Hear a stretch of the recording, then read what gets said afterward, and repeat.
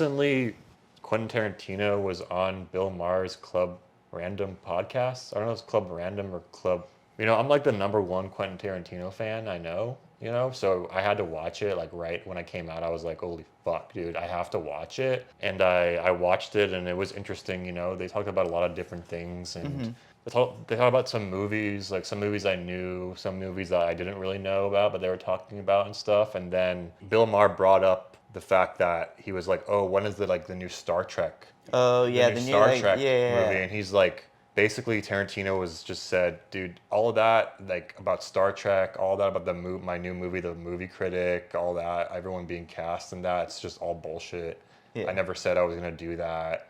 With The Movie Critic, it said that one guy who played Richard Jewell was gonna play Yeah. the main character of The Movie Critic, but he's like, that's not true. Like, I never did Yeah. anything. Like, he never said that it was like he didn't like write it, but it just sounded like Like Tom Cruise was yeah, involved. yeah, like Brad Pitt, all these things that were just untrue, and he didn't specify whether or not he actually wrote a script Uh-huh. like that, but it just sounded like it was all bullshit. Yeah. And he said that, but he thought to himself, oh, they wrote like 140 articles about this shit, and I never even said one word, which means that I'm in good standing with the audience. You know what I mean? Like something that I never even said became like an article. Yeah. You know? So Yeah. he was just like calling bullshit on like the Hollywood industry and shit, you Uh-huh. know? Yeah. Yeah. It's interesting, like to think about that. Like how many stories out there come out and are just go through the news cycle. People are just speculating about your shit, you Yeah. know?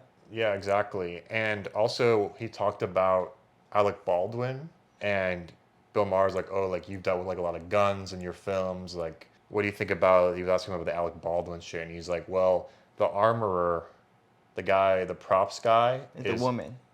yeah, whoever the props person was is 90% at fault, but Alec Baldwin is 10% at fault because you're in agreement in that way. Like you're handling the gun, like like the precautions of it. Like like when you handle a gun, you get trained before Mm-hmm. that when the armorer hands you the gun, he's supposed to like open it up and say, okay, you got 3 rounds in here, and he's supposed to show you the barrel Mm-hmm. and that it's like clean Yeah. before you even hand it. And he's supposed to like prep you like, hey, we got 3 blanks in here. Yeah. Look inside the barrel, it's clear. Okay, boom. And then you handle the gun. Yeah.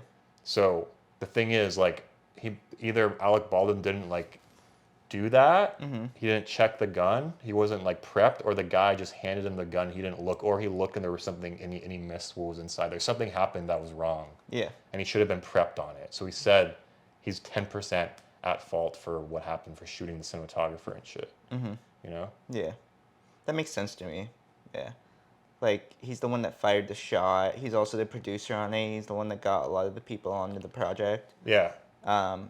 To let that kind of thing happen. Mm-hmm. But yeah, I do believe that the armor expert, the prop expert, like should definitely be at fault for this, and I think she's going to Yeah. prison for it.